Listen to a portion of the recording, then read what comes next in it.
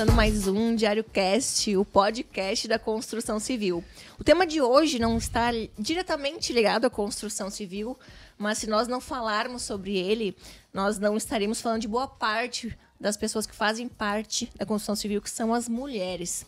O Outubro Rosa ele não vem apenas para nos lembrar sobre o câncer de mama, mas também da saúde da mulher no trabalho. E para falar sobre isso, é especialista em mulheres, que é obstetra e ginecologista também, a doutora Andréia Castro. Seja bem-vinda.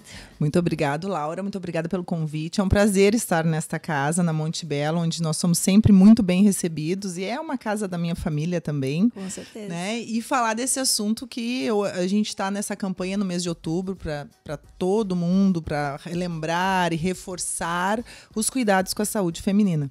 E muito me deixa feliz falar para a construção civil, porque eu tenho um programa na rádio já há 2 anos e eu recebo muitas pacientes onde ela fala que os maridos escutam rádio durante os seus trabalhos e mandam elas consultar comigo, o que me deixa muito feliz. Que legal! Né? Então, é realmente um meio que a gente pode divulgar e tentar trazer mais conhecimento, esclarecimento sobre a saúde da mulher. E na construção civil, que eu nem sabia que tinha tantas mulheres que trabalhavam, né? Mesmo. Bastante. E também, eu digo mais, até as esposas, as mulheres de que trabalham na construção civil Isso, também, exatamente. então são inclusas, né? Exatamente. Eu nem sabia que tinha tantas assim, mas eu recebo muitas pacientes. E aí elas falam, meu marido aqui estava trabalhando, escutou a senhora falar sobre isso e mandou eu vir aqui. E a gente sempre está falando, assim, quando a gente dá entrevista, quando a gente dá alguma palestra, sobre a parte masculina, de como hoje em dia está muito mais divulgado e muito mais importante o papel masculino numa relação, num casal, que tem que participar também, né? Não existe mais espaço para a gente viver sozinha na relação, né? Nem querendo que é falar, o problema da mulher, só isso, da né? mulher. Isso. O casal em si tem que se cuidar. É verdade. Doutora, me explica então como é que começou o Outubro Rosa, a história dele, a origem. Isso, a gente está nesse mês importante, né, do Outubro Rosa. É um mês internacionalmente conhecido. É um mês onde todo o mundo trabalha na divulgação da prevenção, principalmente do câncer de mama, mas de outros cânceres femininos. E é um mês, né, rosa, para lembrar sobre a saúde da mulher. Ele começou em torno de 1990 nos Estados Unidos, em Nova York, numa maratona que eles fizeram, onde algumas cidades dos Estados Unidos, e principalmente Nova York, estavam muito preocupadas com o crescimento do câncer de mama nas mulheres. Então, eles lançaram o laço rosa e todos os corredores correram com o laço rosa, para chamar atenção sobre a saúde feminina. E a partir daí foi sempre sendo mais divulgado o mês de outubro, né? Outubro Rosa. No Brasil demorou um pouco para chegar, chegou em 2002, mais divulgação dessa campanha, mas em 2008 que foi realmente assim o start de todo o Brasil falar-se sempre no Ministério da Saúde sobre Outubro Rosa. São Paulo lançou as luzes rosas nos prédios, nos obeliscos de São Paulo. Então, começou a gente vê nas capitais a iluminação rosa em prédios conhecidos, em monumentos conhecidos, para lembrar durante o mês de outubro, né, o Outubro Rosa. A gente teve, acho que até os estádios de Porto Alegre que botam as luzes também rosas. Então, todo o Brasil trabalha para lembrar que a mulher tem que se cuidar, tem que se prevenir. Porque o câncer de mama, que é uma doença que não tem assim nenhuma causa específica. Existem fatores, né, pessoais da própria paciente, hereditários e comportamentais. Não tem uma causa específica sobre o câncer de mama. E ele é o câncer que mais mata a mulher. Né? O câncer feminino é o que mais mata, é o câncer de mama. E é o que mais incide na mulher brasileira. Perde um pouco para o câncer de pele não melanoma. É o segundo câncer que mais ocorre na população feminina, é o câncer de mama. Só no estado do norte, na região norte do Brasil, que a gente não é o câncer de mama, e sim o câncer de colo do útero. Mas no resto do Brasil, né, os dados do INCA, do Instituto Nacional do Câncer, é o câncer de mama que é o mais prevalente. Então, é importante lembrar no mês de outubro sobre saúde da mulher, mas sobre a prevenção do câncer de mama. E depois que iniciou-se a campanha, André, aqui no Brasil, diminuiu o índice de câncer? Infelizmente não. Esse ano se prevê o surgimento de em torno de 10 a 15 mil a mais de casos dos últimos. Eles fazem previsões a cada 2 anos no INCA e está aumentando. Aí a gente trabalha com duas coisas na estatística da medicina, que é também o diagnóstico precoce, né, da doença, por isso que talvez esteja aumentando, mas se vê em algumas regiões do Brasil, o Sudeste e o Sul é o que mais tem casos. Talvez por ter mais diagnóstico, né? Mas é o que mais tem número de casos divulgados é aqui e aumentando no sul do país, principalmente. E o resto do Brasil, uma estabilidade. Mas a gente trabalha muito no Ministério da Saúde com diagnóstico precoce, que não, infelizmente, pelo tamanho do Brasil, a gente não consegue chegar cedo nessa paciente. Existem alguns trabalhos que comparam os Estados Unidos com o Brasil, em números de casos. O que se percebe? No Brasil, a gente faz diagnóstico de tumores maiores e mais avançados da doença. E nos Estados Unidos são tumores menores e com menor tamanho e menos estágio avançado da doença. O tratamento em si, para os dois países, é igual o número de conseguir tratar, conseguir aumentar a sobrevida dessa paciente. Mas a gente acaba, às vezes, gastando mais com essa paciente que fica mais doente mais tempo por ter sequelas ou por ter uma doença mais avançada, né? Porque o tratamento acaba sendo o mesmo. Nosso tratamento é bom. O tratamento do câncer de mama evoluiu muito nos últimos anos. Nos últimos 15, 20 anos, a gente pega o tipo de tumor e já pega aquele tecido que se alterou e já faz o remédio, né? Vamos dizer, a quimioterapia ou a radioterapia, enfim, o tratamento oncológico é específico para a cor daquele tumor, que é diferente, às vezes, em cada mulher. Uma mulher tem um tumor de uma cor, a outra tem de outra cor. E a oncologia, na individualidade, está ajudando muito essas mulheres na mama. Então, hoje a gente batalha bastante, quando a paciente percebe ou recebe o diagnóstico de câncer de mama, ela antigamente ela já estava fadada à morte, né? E hoje em dia a gente sabe que fez um diagnóstico de câncer de mama, é óbvio que ela vai ficar em observação, né? Mas as chances da cura é muito grande dela ficar curada. Tu fala em precoce, André. O que seria precoce? Que idade seria essa? Não é nem em relação à idade, né? Porque o câncer de mama, ele é um câncer de paciente mais velha. Né? A gente não tem estatística dizendo que vai ser o câncer da mulher jovem. Tá? Não tem, eu tenho medo, tenho 20 anos, eu vou ter um câncer de mama. Não precisa ter esse medo. Né? O câncer de mama tem mais incidência acima dos 50 anos. Né?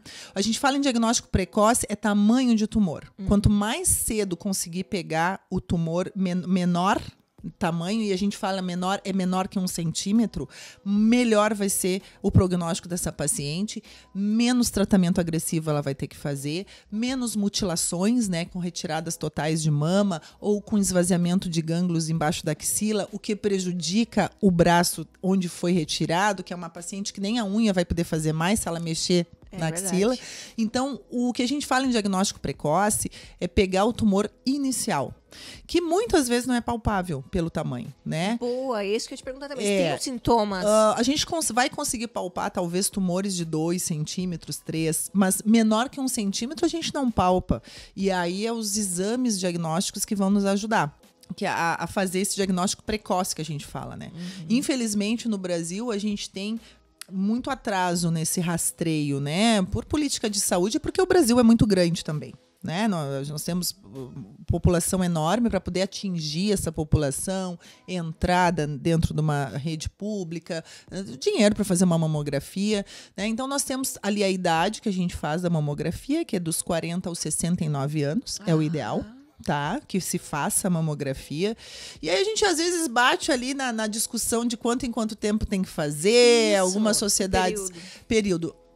A Sociedade Brasileira de Mastologia e a Federação Brasileira de Ginecologia, que é o que nós ginecos seguimos, eles falam que acima dos 40 anos a paciente deveria fazer anual. Dentro do Sistema Único de Saúde, esse anual é acima dos 50. Certo? Tem mamografias, qualquer paciente que chegar no Sistema Único de Saúde acima de 50 anos, ela tem direito a ganhar essa mamografia de graça. Abaixo dos 50 anos, o Ministério da Saúde recomenda que fosse feito a cada 2 anos, depois de uma basal, e conforme as indicações, porque tu não teria muitos casos abaixo dos 50. Mas aí tu vai escutar vários, né? A minha avó, sei lá, teve com 45, a outra fulana teve com 43, eu tenho uma familiar que teve com 46, então é abaixo de 50. 50, né? Então, talvez, daqui a alguns anos, se a gente conseguir fazer diagnóstico mais cedo, que todas as mulheres fizessem mamografia acima dos 40 anos, a gente vai ter esse diagnóstico, essa idade dos 50 baixando um pouquinho. Tem um trabalho no interior paulista, Laura, só para ilustrar, assim, fizeram um acompanhamento durante 5 anos entre mulheres de 40 a 69 anos. Dessa população, durante 5 anos, 40% nunca havia feito um exame na vida. Meu Deus! Tá? Então, assim, Paulo, a gente, em São Paulo, né? Então, a gente pega paciente com 48 anos que não fez mamografia. Eu atendo todo dia paciente 43, 44, nunca fez mamografia. E chega a me dar até uma coceira no corpo, porque bateu 40, tem que fazer. Sim, mas eu né? até vou te citar um exemplo. A minha mãe teve câncer de mama e ela pegou num estágio muito evoluído e ela tinha 50 anos. 50 anos já. E ela dizia, não precisa do exame, eu não sinto nada no seio. Isso. E quando ela foi ver, ela sentia outros sintomas, que desde não era nem mais o cisto, porque ela era obesa, ela não via aquele cisto. E no fim começou a ter outras sequelas que ela descobriu o câncer. Exatamente. Né? Que a gente pensa que é só no toque, às vezes, mas não é bem assim. Então, pra tu ver. E aí, desse trabalho de São Paulo, só pra terminar, quando conseguiram fazer o diagnóstico, dos diagnósticos que eles fizeram de que tinham tumores, 40% eram iniciais, precoces, né? Então, salvou daquele povo todo, 40% não vai precisar fazer mastectomia, não vai ter mutilação de mama, nem de linfonodos axilares. Então, essa é a nossa batalha de orientar a paciente que faça os seus exames, que visite o ginecologista. E aí a gente vai para outra questão, que é o autoexame de mama. Né? O autoexame de mama, ele não tem muita aderência, certo? E quando se surgiu as campanhas do Outubro Rosa, se fala muito, se examine, se conheça, né? Isso. Claro que o que a gente trabalha é que o autoexame não vai ter muita aderência, só 20% se examina, e eu sei disso porque eu pergunto isso para a paciente se ela se examina no consultório e ela não se examina. A paciente tem medo de se tocar e achar alguma coisa. Exatamente. Só que, e aí que tá, né? Quando tu achar, já tá grande. Isso. Né? Então, o autoexame, ele não serve para diminuir do caso de câncer ou a mortalidade por câncer de mama, mas ele serve para o paciente se conhecer, para conhecer como é a estrutura mamária dela, né? Claro. E aí a gente fala da construção civil dos maridos, né? Alguns casos a gente percebe que o marido, numa relação sexual, tocou na mama da paciente e sentiu um nódulo. Nossa. E a paciente nunca sentiu. Ou sentiu e não quis dizer. Né? Então, daí a participação masculina é muito importante para ajudar nesse tipo de caso, onde a paciente não quer procurar ajuda, porque tem medo, e é o maior problema, assim, que a gente vê no câncer de mama, é o medo mesmo, né? Então, por isso a gente divulga que tem jeito, não desiste, são etapas de tratamento, né? Claro. E que o parceiro faça parte desse autocuidado dessa mulher. Pergunte se tá fazendo teus exames, tu tem ido na médica, né? Passou dos 40, infelizmente, a gente tem alguns riscos. Todo mundo tem risco, não adianta. Ninguém foge da estatística, e não né? tem como prevenir o câncer, assim, sei lá, me alimento bem, faço uma atividade física. Sim, daí como nós vamos para as causas de câncer de mama, os fatores lá que eu falei, próprios da paciente, os fatores reprodutivos dela, endócrinos, que é a exposição ao estrogênio, que a gente fala na gineco, aquela paciente que menstruou muito cedo, antes dos 11 anos de idade, e aquela paciente que parou de menstruar a menopausa muito tarde, perto dos 55. Então, essa paciente teve uma vida de ciclos menstruais muito longa. Imagina. Então, ela ficou muito exposta ao estrogênio. E o estrogênio é um hormônio que pode causar transformações na mama dessa paciente. Mas sempre assim, todos os fatores que eu vou falar a partir de agora, não é esse fator que causa. Claro. É todos, alguns juntos, que vai determinar que essa paciente é uma paciente que tem alto risco de ter câncer de mama. Se ela deixar para ter filho muito tarde, acima dos 30 anos, também é uma mama que está muito, vamos dizer assim, muito glandular, muito dura. Então, ela demorou para ser usada durante a amamentação. A amamentação, ela é um fator protetor. Então, amamentar te protege do câncer de mama. Amamentar. Faz bem e protege. E aí, às vezes, a gente fica com a paciente tem a culpa. Eu amamentei só um mês. Tá ótimo. Gastou a tua mama um mês. Tá ótimo. Usou. Né? Foi pra isso bom, que ela foi feita, Foi né? bom. Porque a gente tem uma pequena risco de câncer de mama aumentado durante a fase do pré-natal ali e da amamentação, porque há uma proliferação celular muito rápida para amamentar. Claro. Então, nesse momento, a paciente vai ter uma exposição ao estrogênio muito forte para poder amamentar. Ali ela tem um pouquinho mais de risco de ter câncer de mama, tanto que a gente faz diagnóstico de nódulo na gestação. Nódulo na gestação a gente sempre pensa em puncionar, porque pode ser um câncer de mama, né? E a gente tem histórias de paciente que fez diagnóstico na gestação. Então, ali ela vai ter um pouco de risco. Mas se ela amamentar, já começa a diminuir todos os fatores dela. Então, a idade mais velha para ter filho acaba deixando essa mama muito cheia de hormônio, vamos dizer assim, né?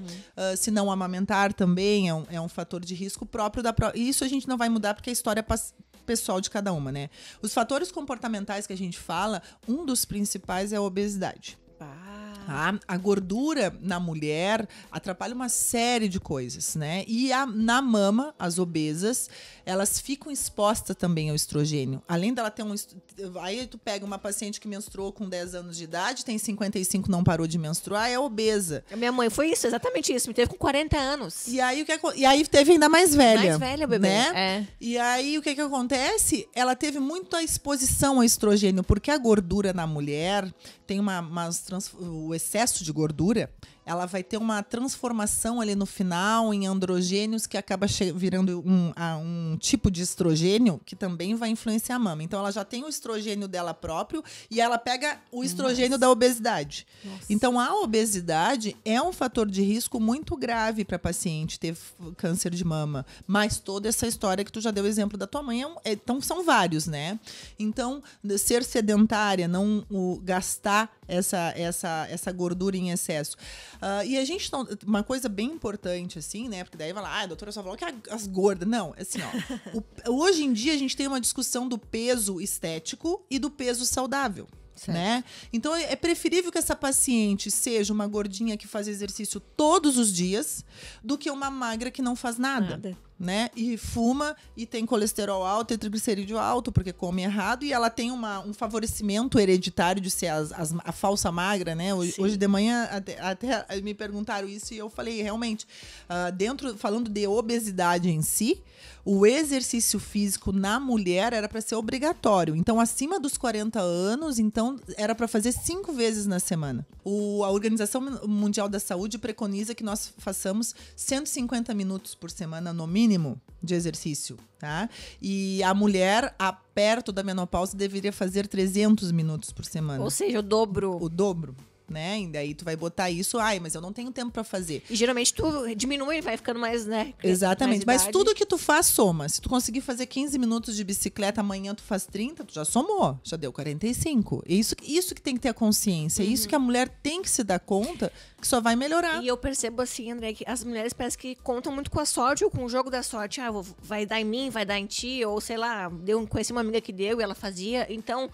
Às vezes tu deixa de se prevenir achando que isso é sorte, que acontece com qualquer um. Exatamente. Então, e por isso que o câncer de mama, né? O câncer de mama específico são junção de fatores que levam a ele, né? Descobri isso agora, porque, voltando ao exemplo da minha mãe, ela era sedentária, obesa, e sempre me falam, Laura, te cuida porque tu pode ser...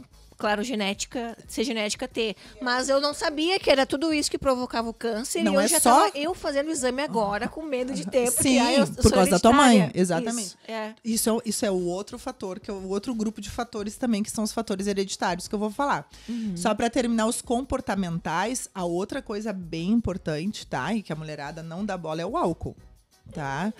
Os últimos anos estão mostrando que o álcool está muito vinculado com câncer de mama. E aí eu até fui atrás para saber o que seria, né? E consegui achar na literatura que seriam 3 doses por dia. Paciente que bebe 3 doses por dia.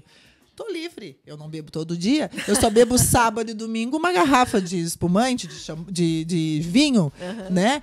Se bebe sexta e bebe sábado, tu já tá tomando mais do que 3 doses a semana toda. Nossa. Entendeu? Então também tem que cuidar da quantidade de álcool que tu ingere. O álcool, ele favorece, que nem a obesidade que produz lá o estrogênio, favorece uma enzima que também produz mais hormônio feminino e favorece as transformações malignas, as mitoses lá, celulares lá, né? Então, o álcool, ele tá muito vinculado com câncer de mama. Mais que o cigarro. Meu Deus! Tá? E tu pensa que é O cigarro, ele tá vinculado com câncer de colo do útero.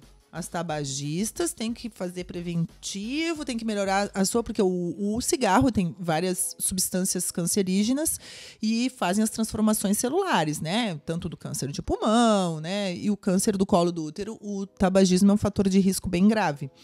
Que na mama não é tão grave assim. Isso está no Instituto Nacional do Câncer, lá na página, que o tabagismo não teria uma influência tão grande para tu ter câncer de mama. Tu pensa que é muito pior que o álcool. Exatamente. O álcool está mais vinculado. Tá tendo mais trabalhos mostrando que o álcool é pior. Não pode beber. Né? Então, a gente fala esses fatores comportamentais. A outra coisa que, às vezes, os pacientes ficam preocupados com o uso de anticoncepcional e o uso da terapia de reposição hormonal. Existe, sim, uma influência de tu tomar muito hormônio, também de alterar a tua mama. Mas, assim... Todos esses fatores não são isolados. A gente sabe a terapia de hormonal para menopausa é maravilhosa para a mulher. Melhora a autoestima, melhora a pele. É tudo que a mulher quer, né? Ser feminina de novo. Porque quando entra na menopausa, é vagina seca, é pele seca, fica tudo horrível.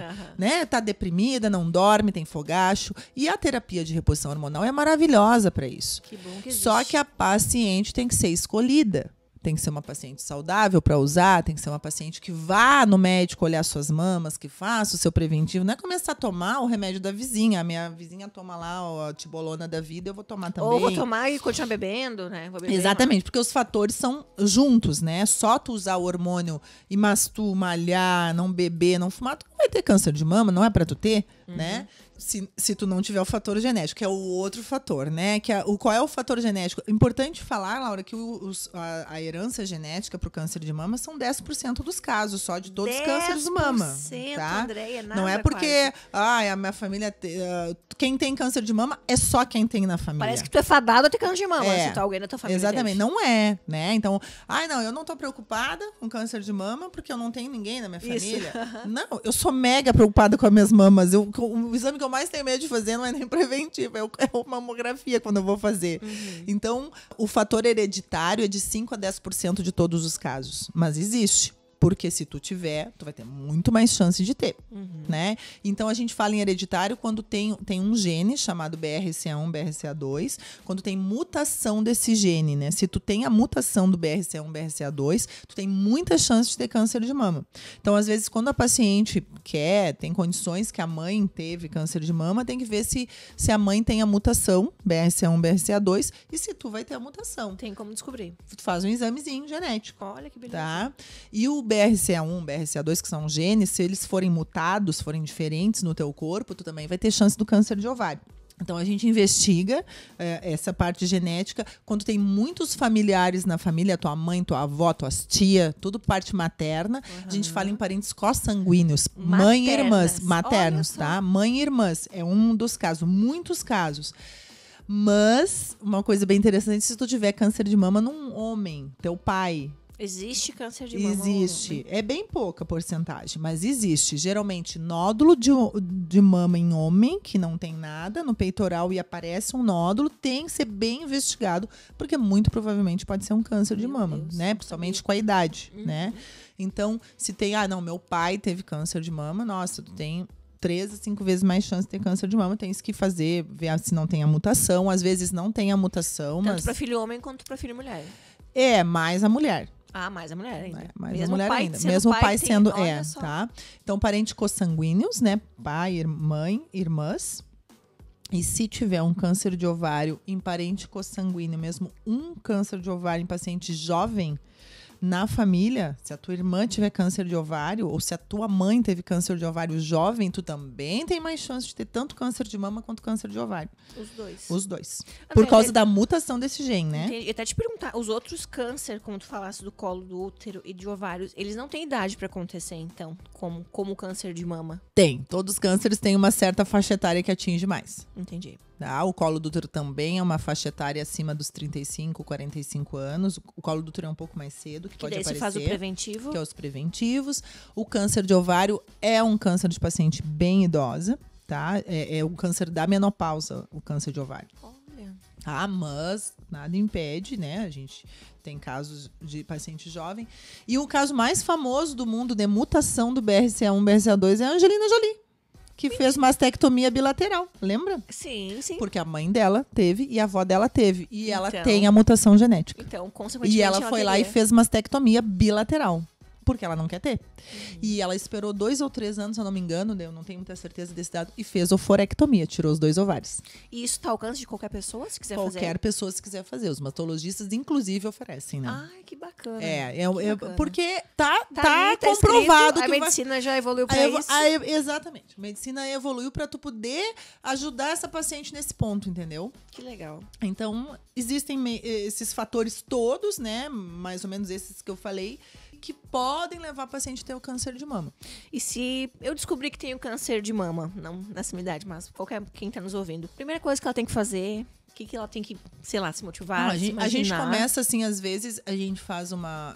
Eu tenho pacientes que eu fazia mamografia anualmente, elas faziam, consultavam e lá, num determinado ano, lá, Momento 3 apareceu. anos que tá comigo, apareceu na mamografia uma alteração mamária. O que a gente vai fazer?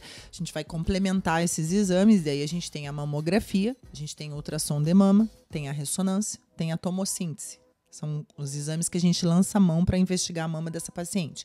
Geralmente, o ginecologista, ele fica ali na mamografia, no ultrassom e na ressonância, e tendo certeza ou querendo, manda para o mastologista. E aí o mastologista termina a investigação por uma biópsia desse nódulo, para ter certeza que é, né? Daí tu é encaminhada, geralmente, se o nódulo é bem suspeito, se o nódulo na mamografia aparece com uma imagem que é sugestiva de câncer, e aí a gente tem as características das mamografias, geralmente ali vem descrito, né? Alta suspeição, que tem microcalcificações. Importante falar que a mamografia ainda é o padrão ouro para diagnóstico, tá? Não é o ultrassom de mama. É isso, eu ia te perguntar exatamente isso.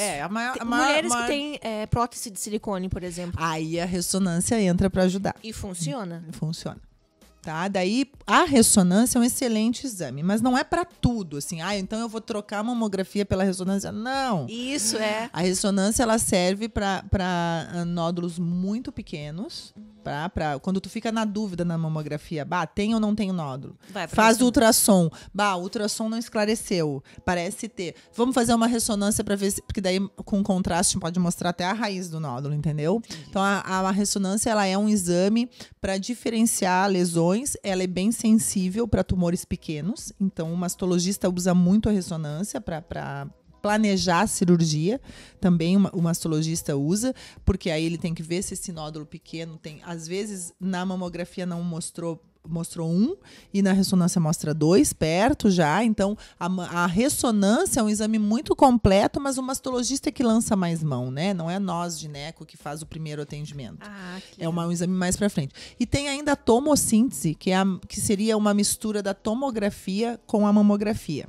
É um exame que tem muita projeção no futuro, mas serve bem para mamas densas, né? Mamas jovens, mamas que tu faz a mamografia, tem um adensamento, mas não tem cara de câncer, daí tu faz ultrassom, não conseguiu ver muito bem. Então, mas a tomossíntese é mais mastologista ainda. Daí, às vezes a gente, quero uma opinião do mastologista, o mastologista, realmente está muito densa essa mama, tem 47 anos, estou desconfiada. Faz a tomossíntese, que daí a tomossíntese seria um exame 3D, né? Porque tem a tomografia junto com a mamografia. Então aí mostra tudo. Vai mostrar melhor, né? Mas é um exame muito caro. E serve para mamas jovens, porque para mama mais velha, para mama que já está lipossubstituída, né? Porque a mama ela vai perdendo as glândulas e vai sendo substituída por gordura. A mamografia é um excelente exame, faz diagnóstico super bem. Né? Com então, segurança, pode com ficar segurança, tranquila, não tem nada. exatamente. A gente, óbvio que às vezes a paciente que tem um diagnóstico do câncer se revolta, mas eu faço todos os anos, mas é isso aí, né? Acontece. Ninguém tá livre da estatística, eu costumo dizer. Se existe lá 16% vai ser diagnosticado de cânceres, vão ser de mama, alguém vai cair nos 16%. Não tem como a gente fugir, né? Infelizmente. Andréia, eu vou fazer um jogo aqui contigo de verdades e mentiras sobre o câncer de mama. Tu me disse, se quiser dissertar sobre o assunto, fica à vontade. Câncer tem cura? Tem tem cura controlada, vamos dizer assim. Não quer dizer que tu se curou e vai ficar livre o resto da vida. Se cura, mas tem que manter acompanhamento. Tem um pequeno detalhe dos fatores de risco que eu não falei, né? E vou complementar agora. Paciente que teve câncer de mama, ela tem nos primeiros anos pós-tratamento, ela tem 4 vezes mais chance de ter na mama contralateral. Nossa. Tá? O acompanhamento geralmente é 5 anos pós-término de tratamento. A gente acompanha 5 anos a paciente com mamografias seriadas, de 6 em 6 meses, né? Faz exames lá. Bom, o mastologista acompanha durante 5 anos, para daí, depois de 5 anos, que libera a paciente. Pra dizer que tá curada. Que tá curada, exatamente. Tá? Leva 5 anos esse acompanhamento do mastologista e do oncologista. E ela tem 4 vezes mais chance de ter câncer na mama contralateral ou na própria mama nos primeiros 2 anos. Então, um acompanhamento realmente é um fator, infelizmente, pode recorrer, pode. Mas mais no início do tratamento ali, que terminou o tratamento. Tá, eu vou te fazer uma pergunta, pode ser ignorância minha. Pode não ter sintoma? Ou, tipo, não ter o nódulo, alguma coisa assim? Ah, sim. O câncer de mama não dói. Não tem sintoma nenhum. E aí a gente bate na detecção precoce, porque menos de 1 centímetro não palpa nada.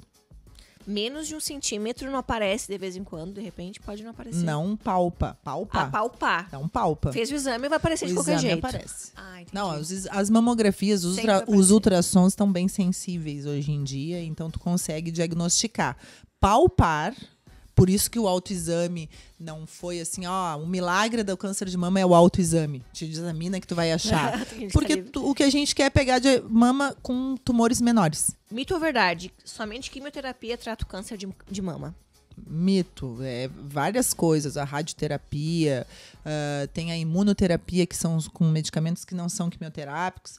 Existe até uma cirurgia, tá? Dependendo do tipo de tumor, do tamanho, que eles abrem, tiram o nódulo e já faz a radioterapia ali no local. E não precisa fazer a quimioterapia. Que maravilha. Tá? Então, não é todo mundo que precisa fazer químio. Às vezes só a rádio é o suficiente, batendo de novo, em pegar tumor precoce, tumor inicial, tumor pequeno.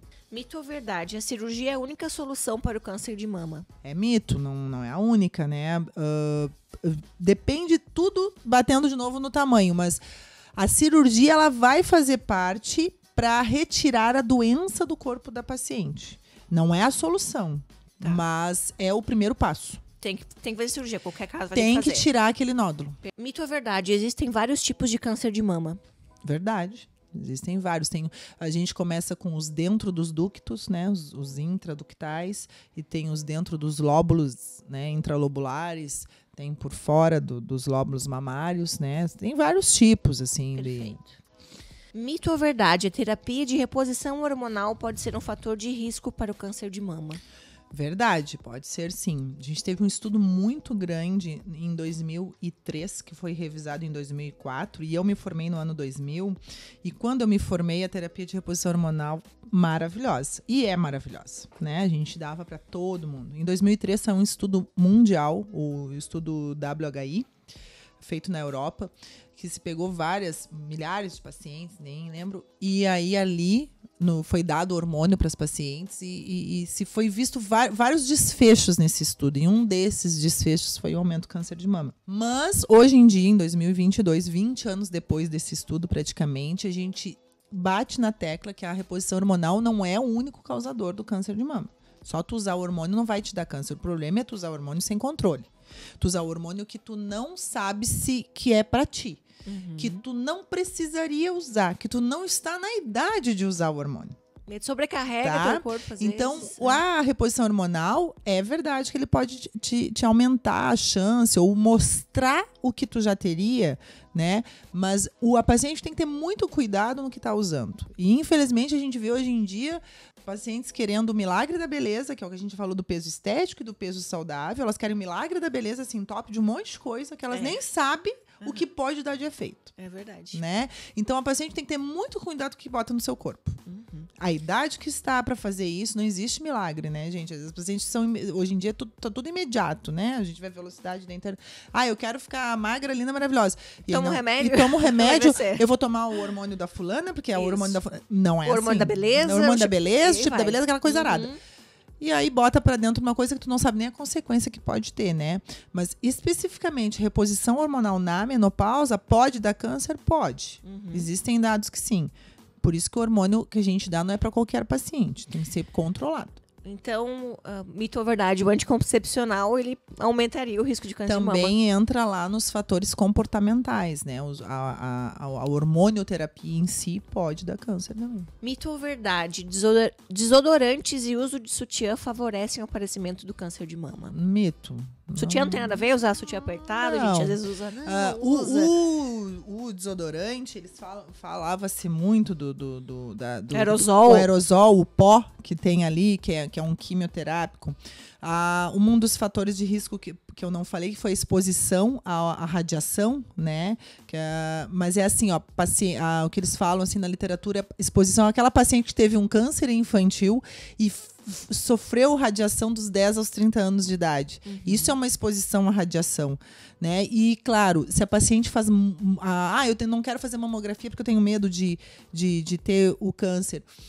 Muitas radiografias de mama até pode, mas a carga que vai ali na mamografia é tão rápida, tão pequena, e se tu fizer uma vez por ano, tu não tá te expondo muito, expor muito, eu fazia a cada 3 meses. Sim. Vários anos, né? Daí sim. E o desodorante era um químico que tinha no pó. Não é mito. É mito, tá. Mito ou verdade, pancadas nos seios podem causar o câncer de mama? Mito. Bateu demais, tive um acidente, bati, sentiu não. Mito. Tá. Mito ou verdade? Agora eu já sei que é verdade, mas vou repetir porque eu acho muito importante. Praticar uma atividade física ajuda a reduzir os riscos de desenvolver a doença. Maior verdade que existe para qualquer doença. Falando em obesidade, a obesidade ela está vinculada com 229 tipos de cânceres, para ter uma ideia, de risco de doença.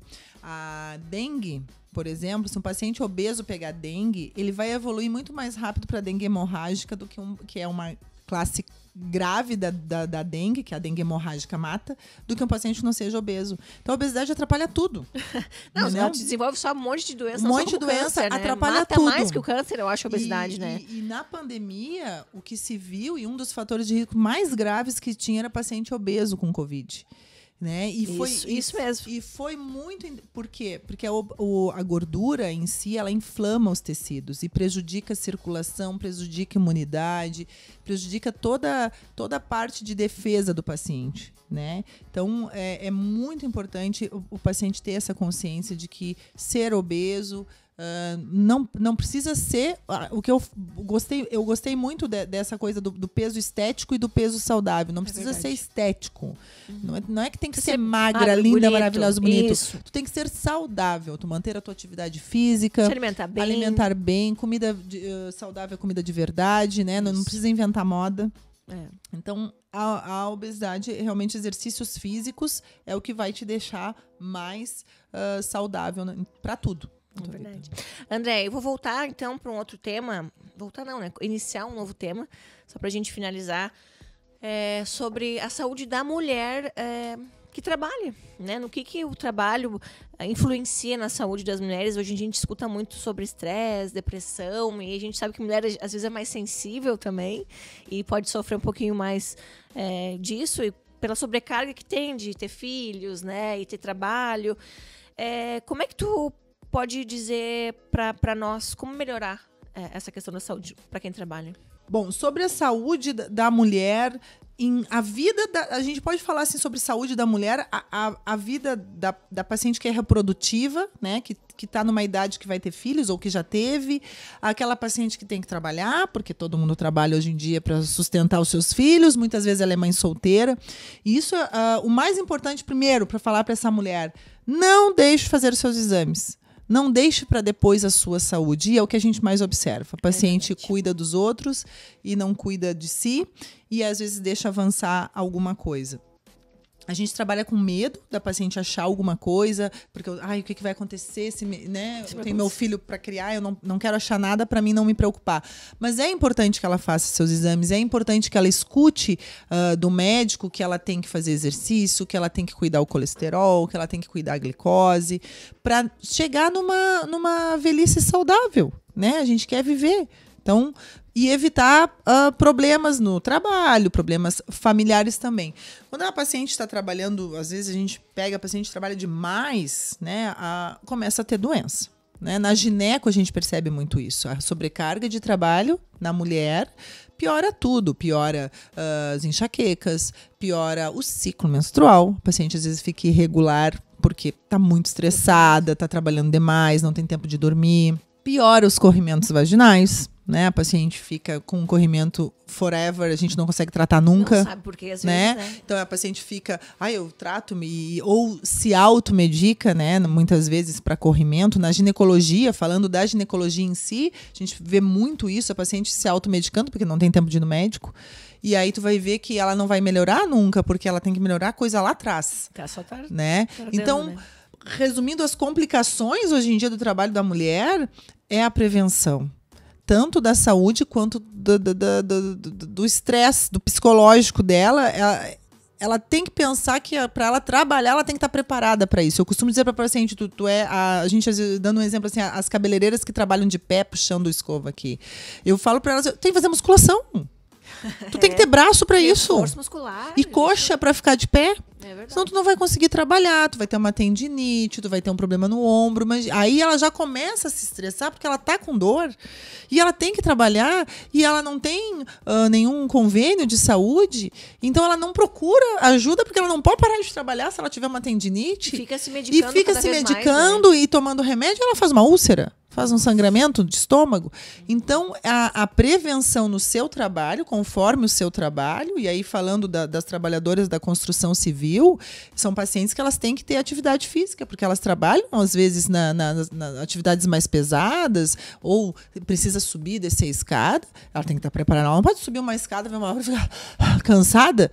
Então, para cada profissão, ela tem que se prevenir ou procurar fazer um reforço, né, até mental, né? Na medicina mesmo, a gente vê muito, a gente às vezes leva o paciente para casa junto com a gente, né? E isso é ruim para nossa cabeça, porque tu tem que chegar em casa, tem que descansar. E tem que ter um autocontrole muito grande para tu chegar em casa. As médicas, mulher também, a gente também passa por estresse. A gente também sofre com os pacientes, mas eu tenho que chegar em casa e o meu filho quer me mostrar o desenho, eu tenho que dizer que tá lindo, maravilhoso, não posso ficar deprimida, né? Então tu tem que ter um preparo psicológico pro teu trabalho e um preparo físico também para tu aguentar, né? E eu quero até te perguntar, falando em preparo para as mulheres que às vezes estão se preparando para gestar, que querem engravidar, ficam inseguras pela questão de trabalho, de achar que não é o momento, tem que me planejar para isso. Tem algum momento ideal para quem faz isso? E sobre a gestação, a gente bate em vários aspectos, né? Que até a natureza é muito cruel para a mulher. O ideal é que todas as mulheres engravidassem dos 25 aos 30 anos de idade. Sério? Sério, para ter menos risco, menos problema, né? A partir dos 35 anos, ela é considerada uma gestante de alto risco, ela é idosa. Meu Deus! Então, é cruel a natureza para a mulher. Porque a mulher tem que pensar primeiro, a gente nasce com os nossos óvulos. Então, os nossos óvulos têm a nossa idade mais 9 meses. Tá? Diferente do homem que produz espermatozoide forever, até os 70 anos, entendeu? Para todo sempre.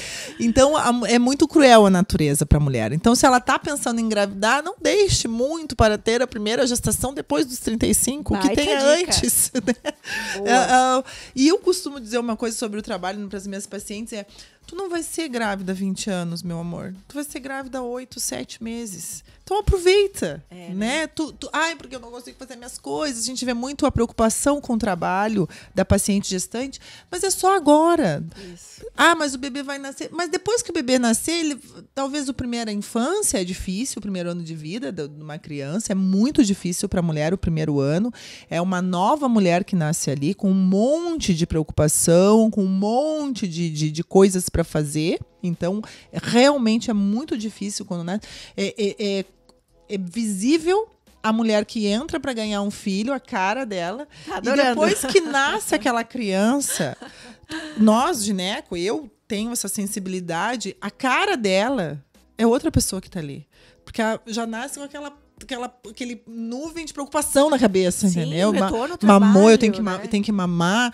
Vem uma nuvem em cima da gestante quando nasce o bebê, horrível, sabe? Então, eu costumo dizer para o paciente, se planeja, é o que tu quer? É só agora que tu vai estar grávida, 9 meses, 8 meses, 7 meses, dependendo de quando descobriu. Então, para um pouco e deixa essa gestação fluir. Cuida de ti. Sobre planejamento, né? Já falamos da idade. Os hábitos saudáveis, não fume se tu quer ter filho. Faça exercício físico. Exercício físico na gestante. Tem trabalhos que mostram que se ela fizer atividade física, os 150 minutos por semana, tá preconizado, que é o mínimo, mas que para gestante já é o suficiente. O paciente que já faz exercício deve continuar fazendo, grávida, e se ela não faz, ela deve ser estimulada a fazer, porque diminui chance de pré-eclâmpsia, de pressão alta na gestação, diminui chance de diabetes gestacional e, consequentemente, diminui chance de ter um bebê macrossômico, que são bebês grandes demais, porque a mãe é diabética e não se controlou. Então, controla a glicose dessa paciente, fazer exercício durante o pré-natal, porque a gestante vai querer comer um monte, mas se fizer exercício, ajuda, né? Ai, que bom ouvir isso. Então, tem que fazer exercício físico para já chegar grávida acostumada a fazer exercício físico. Alimentação saudável, porque diminui chance dela ter que fazer uma cesariana de emergência por pré-eclâmpsia, ou porque o bebê é grande demais e vai para um parto difícil e não está passando, vai para cesárea de emergência, porque foi uma diabética descontrolada na gestação. Comeu que nem uma louca. Comeu que nem uma louca, não fez exercício, tá toda inchada, vai ter complicação. Nossa, e tu sabe entendeu? que... Olha, vou dar até meu exemplo. Quando eu fui no primeiro obstetra, ele não para com o exercício, não faz mais. E ele me falou aquilo, eu disse, não vou mais. Porque tem muito preconceito com exercício físico. Tá mudando isso bastante, tá? Cada vez mais os obstetras estão estimulando as pacientes a realmente fazer exercício. Os obstetras que estudam e que são atualizados, eles pesquisam isso. A paciente, óbvio, se ela tiver alguma complicação gestacional, ela vai ser. Mas falando em repouso, tá? Tem dados que a paciente que está em repouso por algum motivo na gestação, ela pode fazer exercícios deitada, com os braços, com uma cinta elástica, né? Se ela fizer isso 15 minutos por dia, melhora, diminui chance de ter trabalho de parto prematuro, deixa essa gestação, se ela está em repouso por um hematoma, evoluir para passar de 37 semanas, diminui a prematuridade, então, ou as complicações do nascimento, ela fazer exercício deitada. E a outra coisa, eu não posso fazer exercício, mas deitada eu faço o braço e depois do almoço eu dou uma dançadinha na cama. Dançar também ajuda. Tem trabalhos em hospitais que elas só fazem isso. E aí melhora a internação da paciente hospitalar. Então, mesmo tendo que ficar de repouso, ela pode se mexer, né? Não é para ficar... E também para diminuir risco de trombose, né? Que a paciente que mais tem chance de ter trombose é a gestante. Nada trombosa mais do que ficar grávida, né? Então, é um fator de risco ficar grávida, né? Então, esse planejamento do exercício, planejamento de pensar na alimentação saudável, tudo antes de engravidar. E fazer exames médicos. Que a gente chama de pré-concepção. Seria o outro conselho, assim, para paciente. Eu quero engravidar, se planeje. Vê se a casinha do bebê tá limpinha, se não tem nenhuma doença, se não tem nenhum fator de risco. A gente pega muita paciente que engravida. Engravidei do nada e aborta. E aí, por que eu abortei? Aí vem uma culpa horrorosa. Tem pacientes que não conseguem se recuperar de um aborto traumático. Nossa, né? Então, assim... Não que não vá abortar porque fez tudo certinho, tá? Também a gente tem pacientes que faz tudo certinho e aborta igual, né? A gente não tem como fugir disso. São consequências da própria gestação e do perfil da paciente que ela é, né? Do jeito que ela é. O perfil reprodutivo dela, endócrino. Mas que, planejando, diminui muito as chances da complicação. E falando de outra faixa etária, André, então, para as mulheres que estão no período fértil e que menstruam, e muitas delas sofrem de TPM. Eu acho que é difícil fugir a mulher que não sofre um pouquinho de TPM. Tem alguma forma de controlar isso? Na questão de produtividade do trabalho, para não influenciar também. A TPM é uma coisa bem grave para a mulher. Ela é chamada de síndrome disfórica, né? Não é nem é uma doença a TPM para a mulher, aquele período ali, né? É tratado como doença, a gente usa medicamentos para melhorar, porque em termos de trabalho, a paciente diminui em 60% o seu rendimento.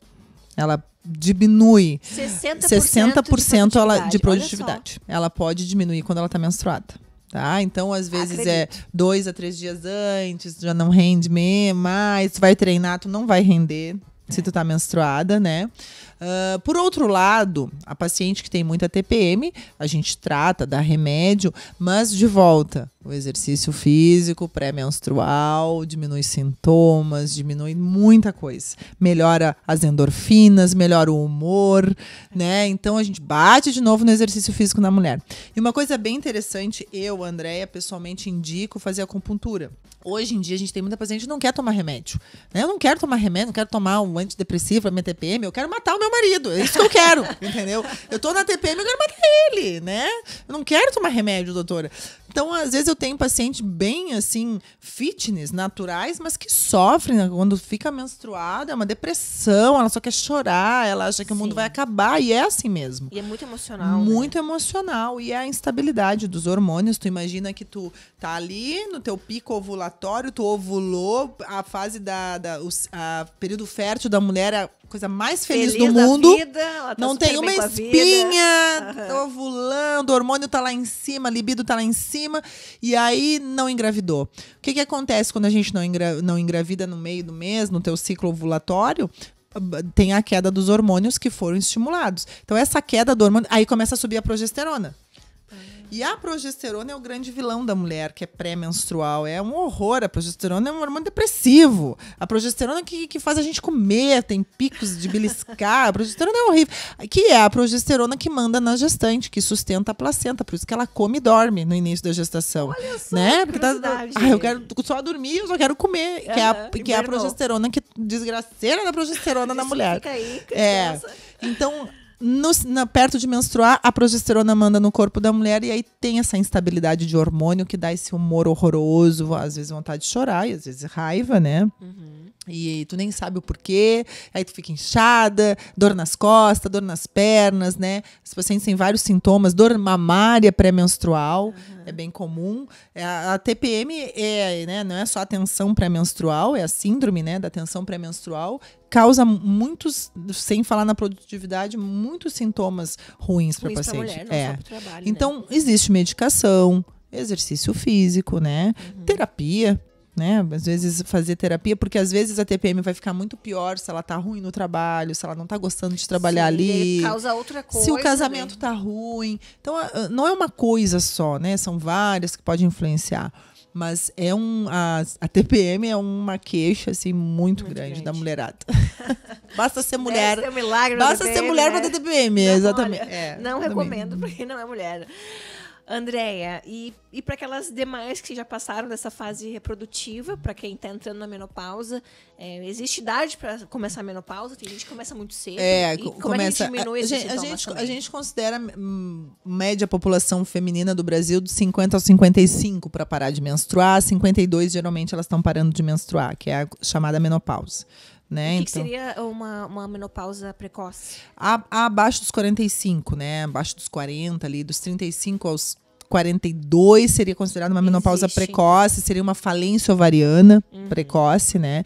Que ela pode ter. Tá? Às vezes a gente percebe assim, a paciente para de menstruar do nada com 38, porque tá com algum trauma, se separou, perdeu o emprego. Alguma coisa ocorreu que ela para e aos 41 ela volta a menstruar normalmente. É muito comum isso. É muito comum mesmo tu perceber. Às vezes ela para de menstruar, a mulher é uma coisa muito, muito complexa, né? Ela pode parar de menstruar, ficar 1 ano sem menstruar e os exames de hormônio dela não ser de menopausa. Continuar ovulando normal. Eu nasci assim, minha mãe achou que estava na menopausa. Exatamente. O bendito achar que está na menopausa porque ela está tendo lá, por estresse, uma falha total ali de menstruação. E mulher é muito louco a coisa, a gente não menstrua.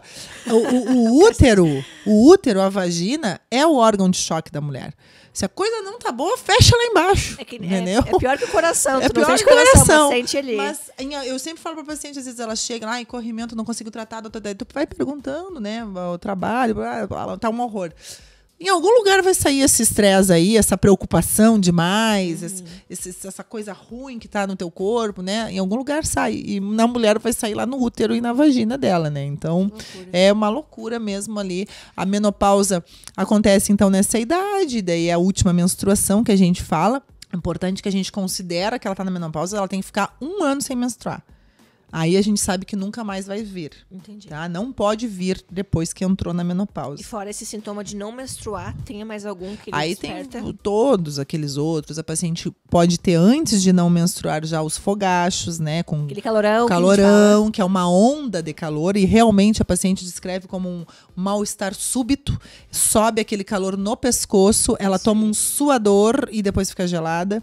Começa, muitas vezes, fogachos são noturnos. E aí a paciente tem insônia, porque acorda toda suada, tem que se destapar, e daí já vem a insônia. Tendo a insônia, no outro dia ela tá cansada, tá deprimida.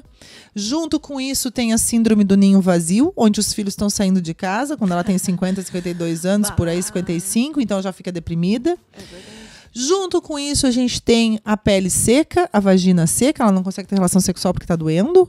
Aí ela já não quer mais ter relação sexual, daí a libido já começa a baixar, porque não tem mais hormônio feminino para estimular essa libido, então também baixa, começa o desejo de hipoestrogenismo, o estrogênio baixa, o desejo baixa. Então, imagina, vai juntando tudo isso. Aí começa as dores articulares, né? Porque não tem massa muscular, ela não se preparou para isso, ela tá fraca, daí começa a doer, fica a flacidez do músculo da pele, pele seca, cabelo seco, unha quebradiça. É só coisa... Só ladeira abaixo, só ladeira abaixo. Infelizmente né? E não temos o que fazer, né? Temos muita coisa para fazer na menopausa. Nossa, eu sou apaixonada por esse assunto. O climatério, para mim, eu fiz gineco por causa do climatério. Imagina, sério? Então, tem muita coisa que a gente pode fazer para melhorar isso hoje em dia. Tem vários tratamentos. A reposição hormonal é uma. Se não quiser fazer reposição hormonal, eu falo para vocês, eu não quero fazer reposição hormonal. A reposição hormonal dá câncer. Ok. Então, minha filha, tu vai ter que fazer por ti muita coisa. Vai te jogar na academia, vai comer coisas que estimulem teu estrogênio. Existem alimentos que estimulam o estrogênio na mulher, mas tudo que é natural demora, então ela tem que comer todo dia lá a linhaça. A linhaça, ele é um alimento que estimula o estrogênio feminino, mas tem que comer todo dia. Diminui os calorões, a gente percebe na paciente que usa, ela vai ter um pouco menos de ocorrência de calorão. Falando em calorão, a yoga foi um exercício que teve diminuição dos fogachos noturnos na paciente. E aí a gente pensa, o único exercício. O exercício físico em geral melhora as outras questões da paciente, o humor, né? A disposição dela, porque a paciente também na menopausa já não quer fazer mais nada, né? Já tá deprimida ali, tá ficando velha, então não quero fazer. Se joga, né? Os outros exercícios melhoram muita coisa, mas a yoga teve um reflexo em fogachos, né? E a gente pensa também que ela vai melhorar os fogachos pela respiração, melhora o psicológico, né? Porque a gente vê assim, a paciente, não, doutora, quando eu tô nervosa é que eu tenho mais calorão. Isso, ela não tem controle emocional. Não, controle emocional. Isso é assim... claro e evidente, assim, a paciente que está passando por problemas, ela sofre com sintomas da menopausa, sabe? Então, dá para fazer muita coisa na menopausa para tu ter uma qualidade de vida bem. E hoje em dia a gente falava assim, aos 50 tu tens que te cuidar, porque a menopausa é aos 50. Não, hoje em dia a gente fala aos 40 tu tem que te cuidar, para tu chegar aos 50 tu poder usar um hormônio. Para tu chegar aos 50 tu não sofrer tanto com os sintomas da menopausa. Sim. A outra coisa que mudou, que antigamente, né, a gente fazia, chegou aos 48, 49, não precisa mais tomar pílula. Não, a gente deixa a paciente tomando pílula hoje em dia ainda, porque o anticoncepcional de baixa dosagem, bem escolhido para aquela paciente, ele ajuda a massa muscular, diminui sintomas da menopausa, diminui sangramentos irregulares que essa paciente menopausada vai ter. Vai ter bagunça menstrual, vai ter hemorragias. A gente vê assim, às vezes a gente acaba tendo que operar a paciente, tirar o útero com 50 anos, porque ela não para de sangrar. Meu Deus, né? Então, a gente tá mudando esse comportamento dos 50 anos. A gente tá querendo ver se a paciente já se olha aos 40 para os 50 não ter tanta complicação. Porque é uma outra fase na vida dela. É como se fosse uma nova adolescência, a menopausa para a mulher. Que nem quando a gente... Tá se descobrindo. Eu digo pra paciente, sabe quando a gente era adolescente, que a gente menstruou, que a gente teve espinha, que a gente não podia entrar na água? É a menopausa. É tudo isso. Volta tudo de novo. Exatamente. Que Que loucura, gente. Que bom saber que a gente tem como amenizar Tem isso muita coisa que a também. gente pode fazer na menopausa. Muita coisa. Tem medicação não hormonal, tem medicação hormonal, tem os comportamentais, tem a acupuntura, que eu acho maravilhoso. Eu sou apaixonada pela acupuntura. Eu acho que melhora bastante, né? Algumas...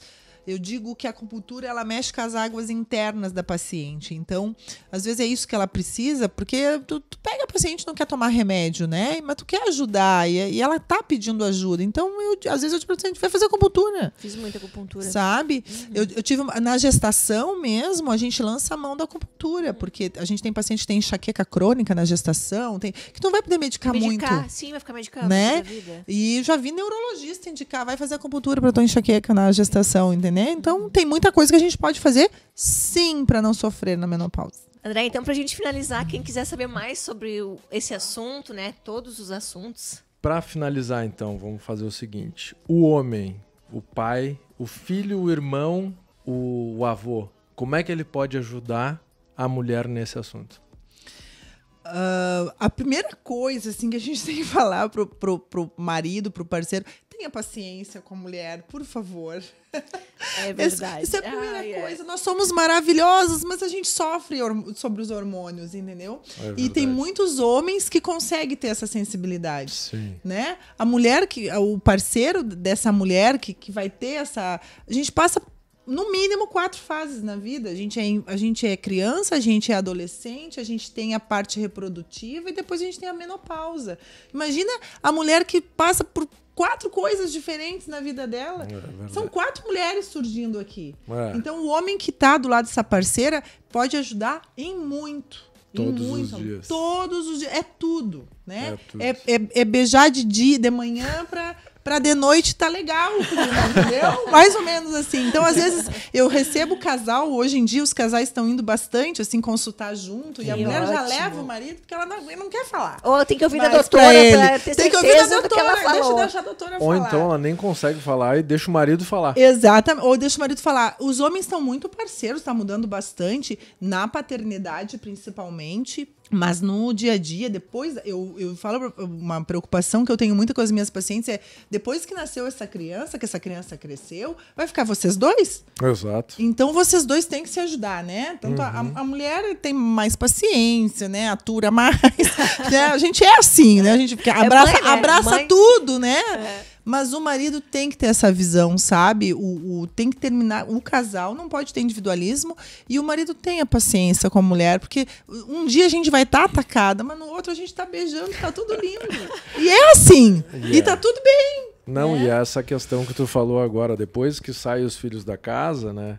Ou alguém chega, um dos dois chega a vir adoecer, quem que vai cuidar, exatamente. né? Um vai cuidar do outro. E aí tem que ter essa parceria, porque a paixão, o amor, às vezes vai acabar aquela coisa louca, mas a parceria de ajudar e compreender as fases que a mulher está passando é muito importante. E a mulher também, né? Saber incentivar a fazer o exercício, procurar um médico. A gente hoje em dia pega a participação masculina, que eu já falei, tanto achou um nódulo na mulher, preste atenção na mama da sua mulher, na relação sexual.